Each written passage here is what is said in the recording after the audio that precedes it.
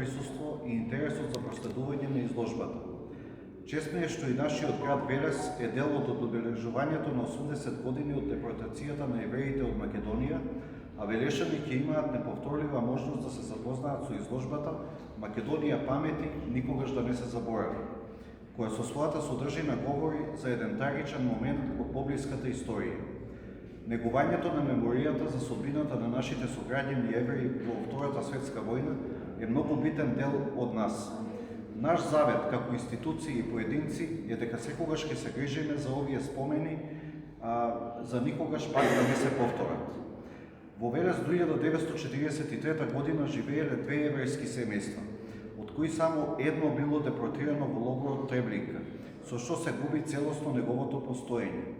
Имено во март 1943 година биле депортирани повеќе од 7100 македонски евреи, што представува околу 98% од еврејската популација во Македонија во тој период.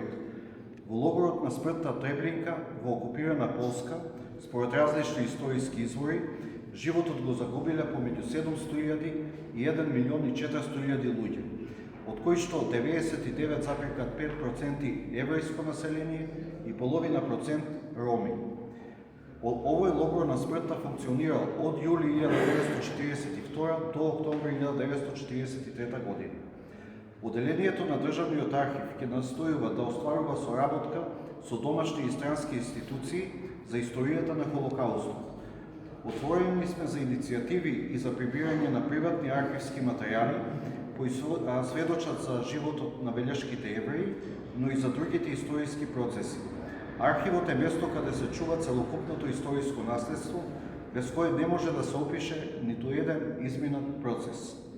Токму затоа, само меѓу неговите депоа, архивската документација ќе има најголемата функционалност, достапност до сите домашни и странски истражувачи. Тоа се пак тие личности кои на јавноста им го презентираат и прават поблиско и појасно минатото. Ја користам оваа прилика да ги поканам сите граѓани да дојдат да ја погледнат изложбата. Упатувам повик и до училиштата да организираат посети на учениците. Затоа што процесот на депортација со изложбата може многу да им помогне во создавањето на комплетната слика и визуелно како се тоа изгледало и се случувало.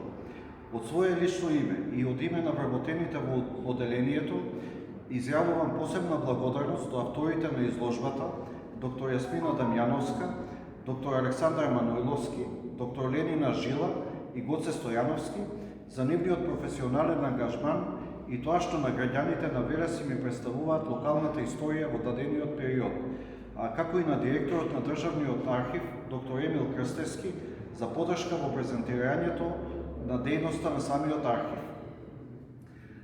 Би сакал да се заблагодарам и на Народниот музеј и директорот господин Ангел Коруновски за соработката и отстапувањето на просторот. Истовремено им го честитам и Светскиот ден на музеите со желби за понатамошни успеси и достигнувања. Како што кажа тој, нашата соработка постои од 1951 година, кога тогаш е формирано архивското седиште, беше дел од градскиот дел од музеот, за веќе во 1954 година да го оправда своето преминување во градски архив, кој денес како дел на Државниот архив, благодарение на својата секојдневна ангажираност, поседува 742 фонда од различни општествено-политички, културно-просветни, судски, економски, социјални, здравствени, верски, војни институции, но и лични и семејни фондови, со вкупна количина од 8574 архивски кутии или 957 метри должински архивски материјал. Со овие податоци сакав само да ја потенцирам важноста на архивските институции во државата, кои се надевам во иднина дека ќе го добијат соодветното внимание на јавноста. Многу повеќе за денешната изложбена поставка од еден од авторите, колешката Јасмина Дамјановска. Ви благодарам.